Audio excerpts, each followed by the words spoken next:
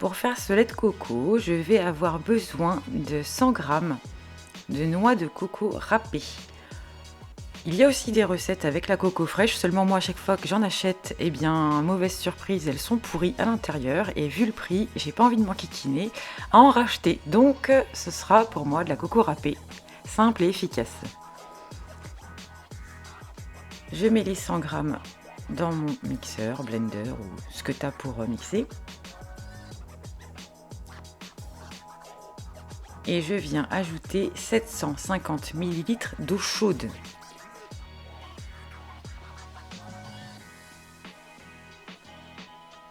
On mélange un peu et on vient mixer de suite. Comme c'est écrit, on n'attend pas, sinon ça risque, la coco va gonfler et le blender il va saturer, il va pas vouloir. Si ça chauffe, on éteint, puis on rallume, on éteint, on rallume.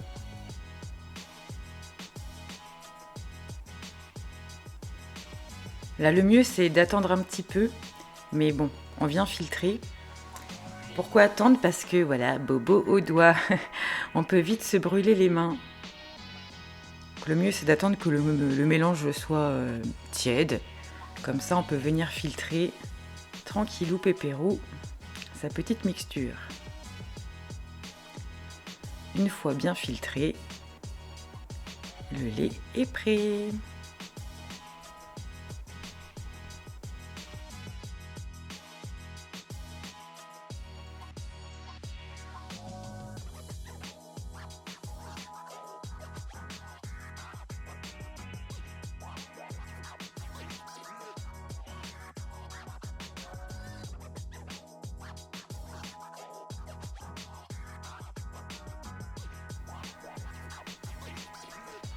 Alors, on ne jette pas tout ce qui nous reste.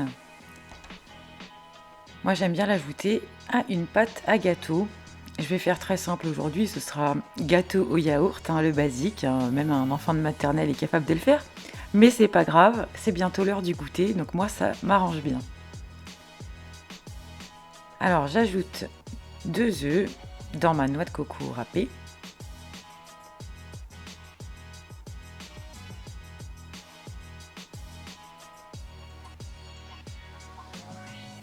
Deux petits Suisses, mais après on peut mettre un yaourt, nature, au lait végétal de ton choix. 3 pots de farine. Un pot de cassonade ou de sucre ou de miel. Un sachet de levure chimique, pas boulangère. Un pot d'huile végétale. Là j'en avais plus, mais si tu as de l'huile de coco, c'est encore mieux. On mélange bien.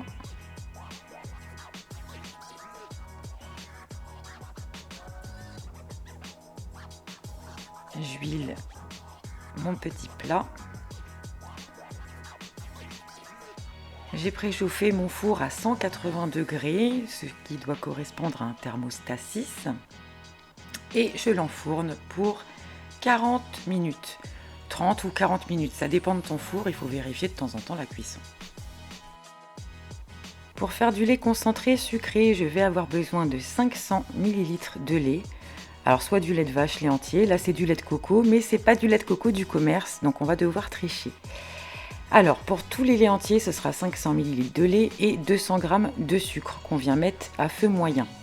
Comme là, ce n'est pas du lait du commerce et que je n'arrive pas à faire du lait concentré avec ce lait-là, je rajoute 5 cuillères à café de lait en poudre que je dilue dans de l'eau et que j'ajoute à ma mixture. Pendant ce temps, mon gâteau est prêt, je le sors du four. Petite merveille pour le goûter, un gâteau à la coco. Magnifique. Aussitôt sorti, je te le dis, aussitôt mangé. Oui, j'ai des petits goinfres à la maison. Et pour le lait, il faut compter entre 35 et 40 minutes de cuisson à feu moyen. Oui, c'est très long, je le sais, mais il faut vraiment respecter ce temps-là, sinon on n'obtiendra rien. Si vraiment tu vois que c'est trop liquide, tu peux ajouter une demi-cuillère à café de fécule de maïs que tu dilues dans l'eau et que tu rajoutes ensuite à ton mélange. Là, ça a bien épaissi, j'ai vraiment une consistance de lait concentré et ça m'a pris 45 minutes.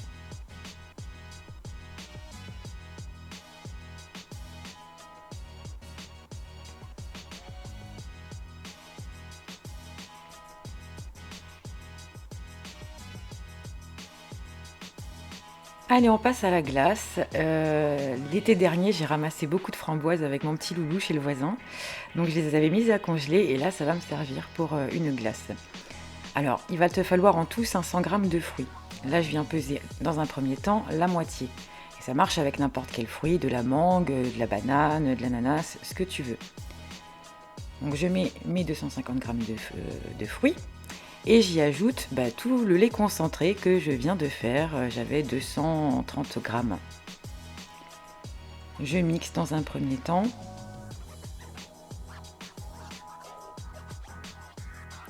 Et je viens ajouter les 250 grammes supplémentaires de ces magnifiques framboises. J'ajoute 40 centilitres de crème liquide à 30%, ce qui équivaut à 2 petites briquettes. Et il n'y a plus qu'à mixer le tout.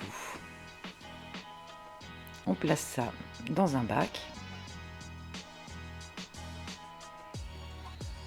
On pose un papier par-dessus. Il faut vraiment que ce soit à la surface. Voilà, on place bien à la surface. Hop.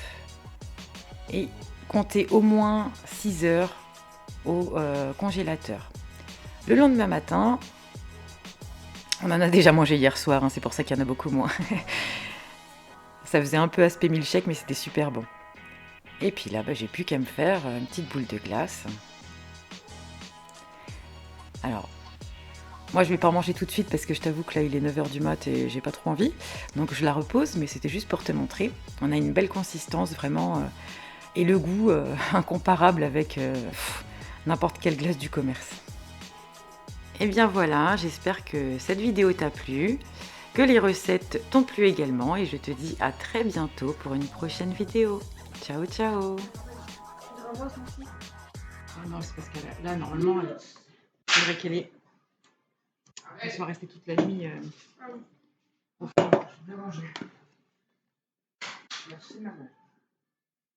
Merci mamoun.